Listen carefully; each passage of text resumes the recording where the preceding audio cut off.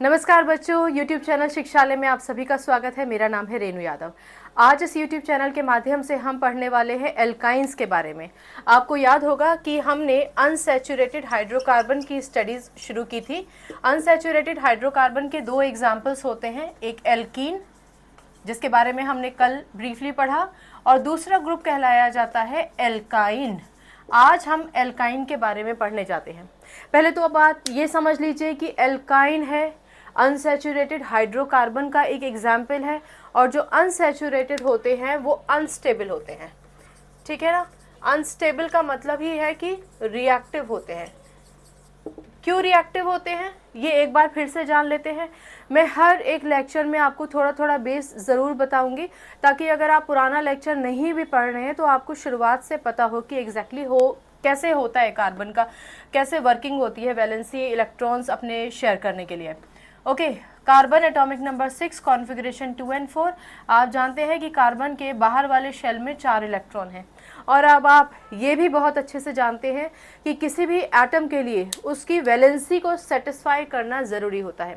Valency को satisfy करने का मतलब होता है कि ऑक्टेट कंप्लीट करना ज़रूरी होता है। ऑक्टेट कंप्लीट करने का ये भी मतलब है कि जो वैलेंस इलेक्ट्रॉन्स हैं, आउटरमोस्ट शेल में वैलेंस इलेक्ट्रॉन्स हैं, अगर वो 4 हैं तो कम से कम वो 8 हो जाएं। अगर वो 8 हो जाएंगे तो ऑक्टेट कंप्लीट हो जाएगा। आपने पुराने लेक्चर्स में ये भी पढ़ा था, क्योंकि हम हाइड्रोकार्बन की बात कर रहे हैं इसलिए इस कार्बन को बेसिकली हाइड्रोजन ही अप्रोच करेगा। नाउ डिपेंडिंग अपॉन कि कितनी तरफ से हाइड्रोजन अप्रोच करता है उसकी कैटेगराइजेशन होती है सैचुरेटेड या अनसैचुरेटेड हाइड्रोकार्बन की। ये बहुत छोटा सा एक ब्रीफ था।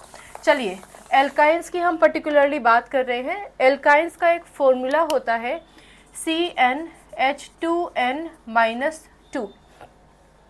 पुराने लेक्चर्स की तरह n का मतलब होता है कोई भी n नंबर ऑफ वैल्यू 1 से लेके आगे तक। अगर मान लीजिए if n is equals to 1, मान के चलो कि n इक्वल्स टू 1 है, तो C1H2 इंटू 1 माइनस 2 कितना बचेगा? CH2 माइनस 2, यानी कि CH और H तो 0 ही हो जाएगा। यानी ये जो कंपाउंड है पहला n इज इक्वल्स टू 1 अगर आप वैल्यू देते हैं इस फॉर्मूले को, तो कोई कंपाउंड नहीं बनेगा। यानी जैसे हाइड्रोकार्बन्स में एल्केन्स के केस में मीथेन बनता था। मीथेन क्या मतलब? जिस भी कंपाउंड में एक कार्बन हो वो मेथ कहलाया जाता है। ऑलराइट, एक कार्बन है, एल्केन का है, तो मीथेन कहलाया जाएगा। एल्कीन के केस में मीथेन एग्जिस्ट नहीं करता है, सफिशिएंट नहीं हो रही थी उसकी कंडीशंस। सिमिलरली यहाँ पर एक ही कार्बन है, कोई हाइड्रोजन है ही नहीं, तो ऑफ कोर्स हम ये मान के चलेंगे कि मिथाइन जैसा कोई भी प्रोडक्ट एग्जिस्ट नहीं करता है। ये बात क्लियर हो गई। तो यानी इस ग्रुप का पहला एलिमेंट कौन होगा, आइए पता करते हैं। मान लीजिए if n equals to 2, alright, फॉर्मूले में लगाते हैं। फॉर्मूला है CnH2n-2। ये एल्काइन का फॉर्मूला है, याद रखना, राइट। n क्योंकि 2 है तो C जहाँ जहाँ n होगा वहाँ 2 लगा दो। C2H2 मल्टीप्लाइड बाई 2 माइनस 2, यानी कि C2H4 माइनस 2, यानी कि C2H2। Okay, C2H2। चलो अब इसको फॉर्म करके देखते हैं। यहाँ तो कोई मतलब ही नहीं था, ये खारिज हो गया, इसको ख़त्म, हटा देते हैं इसको। C2H2 की संरचना देखते हैं कि किस तरीके से इसका स्ट्रक्चर बनेगा, राइट। 2 कार्बन है आपके पास, हर एक कार्बन के पास 4 इलेक्ट्रॉन होता है, आप जानते ही हैं। इसके पास भी 4 इलेक्ट्रॉन होंगे, राइट।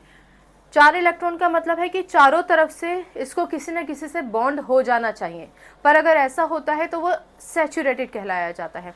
क्योंकि ये अनसैचुरेटेड हाइड्रोकार्बन है तो ये तो तय है कि कार्बन की वैलेंसी सेटिस्फाई नहीं होगी, यानी उसका ऑक्टेट कंप्लीट नहीं होगा। हमारी मजबूरी है कि जितने हाइड्रोजन हमें फॉर्मूले के हिसाब से मिल रहे हैं उतने ही हाइड्रोजन कार्बन को अप्रोच कर पाएंगे, राइट। तो क्योंकि 2 ही हाइड्रोजन है तो चलो एक हाइड्रोजन मानो यहाँ से आया और एक हाइड्रोजन यहाँ से आया। आपको पहले भी मैं बता चुकी हूँ कि कार्बन के इलेक्ट्रॉन को मैंने डॉट से दिखाया है, और थोड़ा सा डिफरेंस करने के लिए हाइड्रोजन के इलेक्ट्रॉन को मैंने क्रॉस से दिखाया है। आप चाहें तो इसको डॉट से दिखा सकते हैं, ठीक। चलिए, हाइड्रोजन कहता है कि भैया मेरे पास एक ही इलेक्ट्रॉन है, मुझे एक इलेक्ट्रॉन की ज़रूरत है। कार्बन कहता है कोई नहीं, तुम मेरा इलेक्ट्रॉन शेयर कर लो। कार्बन के पास एक इलेक्ट्रॉन अपना था, एक उसने शेयर कर लिया। आप अब ये बात बहुत अच्छे से जानते हैं। सिमिलरली इस कार्बन के साथ आप ये भी बहुत अच्छे से जानते हैं कि कार्बन कार्बन के बीच में कोई हाइड्रोजन एंटर नहीं कर सकता है, यानी कार्बन ने इधर से तो हाइड्रोजन का इलेक्ट्रॉन शेयर कर लिया और इधर से ये कार्बन का इलेक्ट्रॉन शेयर कर लिया, हाइड्रोजन का इलेक्ट्रॉन और एक कार्बन का। इसका हाइड्रोजन ने भी यही किया, इधर से तो हाइड्रोजन का इलेक्ट्रॉन शेयर किया, ये इसका अपना था, ये इसका अपना था और ये बाजू वाले का। तो अगर आप टोटल देखेंगे कितने बॉन्ड्स बनेंगे। ठीक है, अब हम नेक्स्ट फॉर्मूले में देखते हैं। ये बताओ कि ये जो डॉट वगैरह बन रहे हैं इसको क्या बोलते हैं, कुछ याद आया? Electron dot structure. Electron dot structure भूलना नहीं, ये बहुत इंपॉर्टेंट है, पूछ लिया जाता है इलेक्ट्रॉन डॉट स्ट्रक्चर बना के दिखाओ। ठीक है, तो इलेक्ट्रॉन्स को जब आप रिप्रेजेंट करते हैं तो वो इलेक्ट्रॉन डॉट स्ट्रक्चर होता है। आप शेयरिंग भी दिखा सकते हैं। चलो इसको दोबारा से यहाँ बनाते हैं बॉन्ड्स के तौर पे, ना कि ये इलेक्ट्रॉन शो करके। तो ये दो इलेक्ट्रॉन्स यहाँ शेयर हुए थे, तो यहाँ एक बॉन्ड बन गया हाइड्रोजन, इन दोनों के बीच में बॉन्ड शेयर हुआ है, इलेक्ट्रॉन शेयर हुए हैं तो बॉन्ड बन गया। याद रखिए कि दो इलेक्ट्रॉन्स के शेयर होने पर सिंगल बॉन्ड बनता है। यहाँ भी दो इलेक्ट्रॉन शेयर हुए हैं तो सिंगल बॉन्ड H। ठीक है, अब आप देख पा रहे हैं कि इस कार्बन का ये इलेक्ट्रॉन और इस कार्बन का ये इलेक्ट्रॉन, ये और ये ऊपर रह गए, खाली रह गए। खाली इसलिए क्योंकि कोई है ही नहीं जो इनके साथ आके इलेक्ट्रॉन्स का शेयरिंग कर ले। सिमिलरली कार्बन का ये इलेक्ट्रॉन और ये इलेक्ट्रॉन, ये दोनों भी बाहर रह गए हैं। यानी ये जो कार्बन है एक तरफ से हाइड्रोजन से, एक तरफ से कार्बन से बॉन्डेड है। ये कार्बन भी इस तरफ तो कार्बन से और इस तरफ हाइड्रोजन से बॉन्डेड है। ये हो सकते थे चारों तरफ से बॉन्डेड, तब वो सैचुरेटेड कहलाए जाते। अभी हम अनसैचुरेटेड की बात कर रहे हैं। फॉर्मूला हमें सिर्फ दो कार्बन और दो हाइड्रोजन दे रहा है। ठीक, हमने कल ये बात डिस्कस की थी कि अगर आपके पास दो इलेक्ट्रॉन्स रह जाते हैं, जैसे आप अपने घर में कोई भी कीमती सामान बाहर नहीं छोड़ेंगे, अंदर रख कर जाएंगे, ऐसे ही इन दोनों इलेक्ट्रॉन्स को हम यहाँ से हटा देते हैं और कार्बन कार्बन के बीच में ले लेते हैं। क्योंकि दो बॉन्ड आ रहे हैं साथ में, भले ही वो शेयर नहीं हो रहे हैं, हम उन्हें संरक्षित कर रहे हैं, लेकिन क्योंकि दो बॉन्ड साथ में आ रहे हैं इसलिए मैं बॉन्ड बोल रही हूँ, क्योंकि दो इलेक्ट्रॉन्स को हमने यहाँ जगह दे दी है तो इसलिए दो इलेक्ट्रॉन्स की जगह एक बॉन्ड आएगा। Clear, right? ऐसे ही ये दोनों इलेक्ट्रॉन्स बच गए। अब इन दोनों इलेक्ट्रॉन्स को भी हमें सिक्योर करना है, शेयर नहीं करना, शेयर किसी से नहीं कर रहे हैं। सिक्योर करने के लिए इन दोनों इलेक्ट्रॉन्स को यहाँ से हटा देते हैं और कार्बन के बीच में ले लेते हैं। Is that clear? तो अब क्या स्थिति बनती है? स्थिति ये कहती है कि कार्बन और कार्बन के बीच में ये हो गया आपका ट्रिपल बॉन्ड। अच्छा, एक और चीज़ याद रखो कि कार्बन के जो इलेक्ट्रॉन्स होते हैं ना, जो रह जाते हैं अनरिएक्टिव या फिर अनशेयर्ड, उनको हम केवल कार्बन और कार्बन के बीच में ही प्रोटेक्ट करके रखेंगे। कार्बन और हाइड्रोजन के बीच में प्रोटेक्ट करके नहीं रखेंगे, कार्बन और कार्बन के बीच में ही वो बॉन्डिंग लगाएंगे। आप हमेशा याद रखिए, राइट? चलो ये क्लियर हो गया। तो ये हो गया ट्रिपल बॉन्ड। एल्काइन की पहचान ही है ट्रिपल बॉन्ड। जितने भी एल्काइंस एग्जिस्ट करते हैं उसकी ये पहचान है कि वहाँ कार्बन और कार्बन के बीच में ट्रिपल बॉन्ड ही होगा। ठीक, आप इस ट्रिपल बॉन्ड को दोबारा से सुन लीजिए। ये जो बॉन्ड है ये वो उन इलेक्ट्रॉन्स की वजह से है जो बाहर रह गए थे, उसको हमने संरक्षित किया है। ये जो दूसरा वाला बॉन्ड आप नीचे वाला देख रहे हैं, ये भी वही बॉन्ड है जो हमने इलेक्ट्रॉन्स और इलेक्ट्रॉन्स को संरक्षित करके बनाया था। ये जो बीच वाला बॉन्ड है ये कार्बन और कार्बन के शेयरिंग की वजह से बना था। तो जो भी बॉन्ड शेयरिंग से बनते हैं बीच वाला, वो सारे कोवलेंट बॉन्ड कहलाए जाते हैं। कोवलेंट बॉन्ड, ये बात तो आप पहले भी जानते हैं।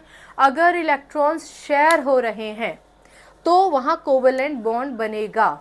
अगर इलेक्ट्रॉन शेयर नहीं हो रहे हैं तो सिर्फ आप उसको बीच में कार्बन कार्बन के रख देंगे और वो एक बॉन्ड कहलाया जाएगा। यानी एल्काइंस जो होते हैं वो हमेशा ट्रिपल बॉन्ड में एग्जिस्ट करते हैं। नाम की बात करते हैं, ऑफ कोर्स क्योंकि दो कार्बन है और दो कार्बन का जो इनिशियल नाम था वो था एथ। याद है ना आपको? कार्बन एक है तो मेथ, दो है तो एथ, तीन है तो प्रॉप, चार है तो ब्यूट, इस तरीके से। अब आगे का नाम क्या होगा? क्योंकि ये वाइन एल्काइन ग्रुप को बिलोंग करता है, इसलिए हम इसके एथ TH के बाद लगा देंगे YNE, यानी इथाइन। क्या कहलाया जाएगा? इथाइन। बहुत ध्यान से देख लीजिए। इथाइन को हम एसिटाइलिन भी कहते हैं। कल हमने पढ़ा था ना, आप सबके प्यार के कुछ नाम होते हैं घर में, ऐसे ही इथाइन को हम एसिटाइलिन के नाम से भी जानते हैं, ये इसका कॉमन नेम होता है। ठीक है, तो ये छोटी सी एक कहानी है। अब आप इसके बाद n is equals to 3, n is equals to 4 करके भी प्रोडक्ट्स बनाकर देख सकते हैं। ठीक है, n is equals to 3, n equals to 3, चलो ट्राई करते हैं।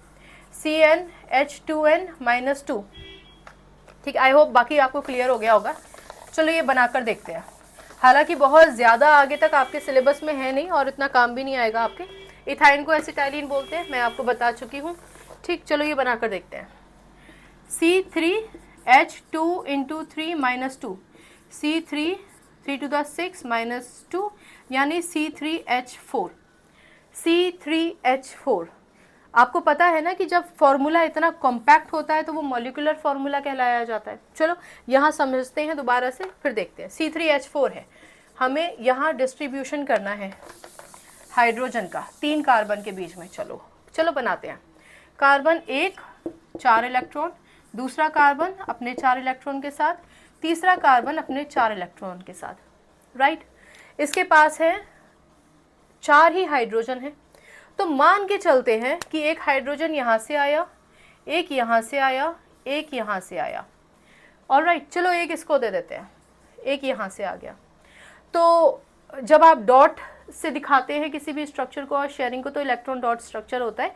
मैं इसको पूरा इलेक्ट्रॉन डॉट स्ट्रक्चर नहीं बना रही हूँ, आप ट्राई कीजिएगा घर पर। मैं डायरेक्टली बॉन्ड बना के दिखा देती हूँ। यहाँ शेयरिंग हुई है, यहाँ शेयरिंग हुई है, यहाँ शेयरिंग हुई है। ऑफ कोर्स कार्बन कार्बन के बीच के इलेक्ट्रॉन्स की शेयरिंग हुई है, इन दोनों के बीच में इलेक्ट्रॉन्स की शेयरिंग हुई है, और यहाँ शेयरिंग हुई है। क्योंकि हमारे पास 3 कार्बन थे और 4 हाइड्रोजन थे, राइट, तो मैंने इस कार्बन को तो पूरी तरीके से सैचुरेट कर दिया। मतलब ये कार्बन चारों तरफ से किसी न किसी से बॉन्डेड है। एक मैंने यहाँ पर एक हाइड्रोजन दे दिया है, और आप भी अगर लास्ट वाले कार्बन को ही हाइड्रोजन दें तो आपके लिए थोड़ा सुविधाजनक होगा। हालांकि आप इसको भी दे सकते हैं, पर बहुत सारे रीजंस होते हैं जो आप फर्दर क्लासेस में पढ़ेंगे। फिलहाल आप ये देख पा रहे हैं कि ये 2 इलेक्ट्रॉन्स हैं, तो इन दोनों इलेक्ट्रॉन्स को संरक्षित करने के लिए कंडीशन वही है, कार्बन और कार्बन के बीच में एक बॉन्ड बना देंगे। यानी इन दोनों इलेक्ट्रॉन्स की जगह हम यहाँ पर एक बॉन्ड बना देंगे। सिमिलरली इन दोनों इलेक्ट्रॉन्स की जगह हम यहाँ पर एक बॉन्ड बना देंगे। एक बात बहुत ध्यान से सुनो, अगर आप ये सोचते हैं कि ये कार्बन के पास और इस कार्बन के पास इलेक्ट्रॉन थे तो यहाँ क्यों नहीं बॉन्ड बना दिया, तो बेटा एक बात अच्छे से समझ लो, क्योंकि ये कार्बन जो है वो चारों तरफ से घिरा हुआ है, 3 तरफ से हाइड्रोजन से, एक तरफ से कार्बन से। यानी इसके जो अपने 4 इलेक्ट्रॉन्स थे वो तो ऑलरेडी शेयर हो चुके हैं। ये सैचुरेटेड है, और सैचुरेटेड कार्बन के साथ कभी भी डबल बॉन्ड नहीं लगाते हैं। अगर आप इसकी बात करते हैं तो ये वाला जो कार्बन है ये 1 और 2 तरफ से घिरा हुआ है, एक तरफ से कार्बन से, दूसरी तरफ से कार्बन से। इस कार्बन की अगर आप बात करते हैं तो एक तरफ से हाइड्रोजन से और दूसरी तरफ से कार्बन से जुड़ा है। यानी इसके पास ये और ये जगह खाली थी, इसके पास ये और ये जगह खाली थी जहां इलेक्ट्रॉन थे। क्योंकि ये दोनों के दोनों कार्बन अनसैचुरेटेड थे, इनके पास जगह खाली थी, इसलिए हमने अपने इलेक्ट्रॉन्स को जो ऊपर रह गए थे उनको यहाँ पर बॉन्ड के फॉर्म में दिखाया है। ठीक है, ये कहलाया जाता है आपका ओपन स्ट्रक्चरल फॉर्मूला। ये हम पहले भी पढ़ चुके हैं। और अगर आप इसको और कॉम्पैक्ट कर देते हैं कि आपको ओपन नहीं चाहिए, आपको सिर्फ इतना बता दो कार्बन कितने हैं, कार्बन है 3, हाइड्रोजन कितने, 1 2 3 4, C4, ये आपका कहलाया जाता है मॉलिक्यूलर फॉर्मूला। ठीक है, ये हम पहले भी डिस्कस कर चुके हैं। हर बार आप सुनेंगे तो आपको हर बार ध्यान रहेगा और रिवाइज भी हो जाएगा मॉलिक्यूलर फॉर्मूला। ठीक, ये अनसैचुरेटेड हाइड्रोकार्बन का दूसरा टाइप था ओपन चेन स्ट्रक्चर के बारे में। अभी हम साइक्लिक में नहीं गए हैं, साइक्लिक अभी दिमाग पे स्ट्रेस मत डालो, मैं सब समझाऊंगी। फिलहाल ये अनसैचुरेटेड हाइड्रोकार्बन का एक ग्रुप है जिसको हम एल्काइन बोलते हैं। अच्छा, एक और चीज़, इसके नामकरण की बात कर लेते हैं, क्योंकि बेटा इसमें 3 कार्बन है, 1 2 और 3, और जिसके पास 3 कार्बन होते हैं उसका पहला नाम तो हो गया इनिशियल प्रॉप, आपको पता ही है, 3 मतलब प्रॉप, 4 मतलब ब्यूट, 5 मतलब पेंट है ना, पढ़ा था ना। क्योंकि ये एल्काइन ग्रुप को बिलोंग करता है इसीलिए हम इसमें लास्ट में लगा देंगे YNE, तो नाम हो जाएगा इसका प्रोपाइन। क्या नाम हो जाएगा इसका? प्रोपाइन। क्लियर हो गई बात? आई होप आपको कोई डाउट नहीं होगा। अगर कोई भी डाउट होता है तो आप प्लीज़ उसको पूछा कीजिए, इसको देख लीजिए। यूट्यूब में पढ़ने का एक फ़ायदा ये है कि आप पॉज करके देख सकते हैं, राइट। चलिए मैं इसको हटा देती हूँ। एक कंडीशन ये भी मान के चलिए, अगर आप इसको पढ़ते हैं तो, कि मानो कि 3 हाइड्रोजन यहाँ थे, 1 हाइड्रोजन यहाँ दे दिया तो क्या होगा? अगर ऐसी स्थिति होती तो 1 इलेक्ट्रॉन यहाँ बचता, 3 इलेक्ट्रॉन यहाँ बचते। समझ पा रहे हो आप? अगर मान लो वो हाइड्रोजन जो आपने इसको दिया था, C3 था ना, C3H4, 1 2 3 4, अगर आपने ये हाइड्रोजन यहाँ दे दिया, ऊपर या नीचे दो, बात एक ही है, इसी कार्बन के पास आना है। तो अब ये कार्बन इधर से नॉट बॉन्डेड है, ये इलेक्ट्रॉन यहाँ का फ्री है, तो ये दोनों इलेक्ट्रॉन्स को हम यहाँ पे सेव कर देंगे और इन दोनों इलेक्ट्रॉन्स को हम यहाँ पर सेव कर देंगे। तो आप इसको देखेंगे ऐसे, CH3 single bond CH triple bond C। हालांकि ये स्ट्रक्चर आपको थोड़ा कम ही देखने को मिलेगा, इससे पहले जो हमने पढ़ा था जहाँ पर हमने हाइड्रोजन को इसके साथ जोड़ दिया था, यानी कि CH3 सिंगल बॉन्ड, फिर C, फिर ट्रिपल बॉन्ड और CH। ठीक है, ये हो गया। दोनों ही स्ट्रक्चर्स में अगर आपको बुक में दिखाई देते हैं तो आपको कंफ्यूज होने की कोई ज़रूरत नहीं है। इस तरीके से आप एल्काइन को पूरा सम अप कर सकते हैं। अनसैचुरेटेड होते हैं ऑफ कोर्स, इसलिए अनस्टेबल होंगे, यानी रिएक्ट करेंगे। रिएक्ट करने का मतलब है कि कार्बन के अलावा भी दूसरे एलिमेंट से रिएक्ट कर सकते हैं। क्योंकि हम हाइड्रोकार्बन की बात कर रहे हैं इसलिए सिर्फ और सिर्फ हमने हाइड्रोजन से बॉन्डिंग दिखाई है। एल्काइन का फॉर्मूला याद रखिएगा, CnH2n-2।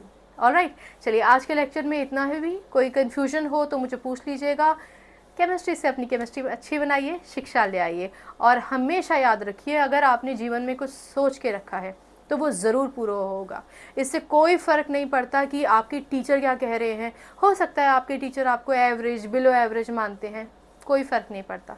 आपका रिज़ल्ट क्या आता है उससे फ़िलहाल कोई फ़र्क नहीं पड़ता। आप सबसे पहले कॉन्सेप्ट पे काम कीजिए, बहुत ध्यान से कॉन्सेप्ट पढ़िए। कोई भी टॉपिक, कोई भी चीज़ दुनिया में ऐसी नहीं है जो इंसान जीत ना सके, ठीक है ना। सिर्फ एक अपने आलस्य को जीतना इंपॉर्टेंट होता है और आपने जो लक्ष्य बनाया है उसकी तरफ बढ़ते रहना इंपॉर्टेंट होता है। ठीक है, आज की क्लास में इतना ही। अपना ख्याल रखिए, खुश रहिए, आपकी जय हो। ऐसा काम आप डेफिनेटली करेंगे। नमस्कार।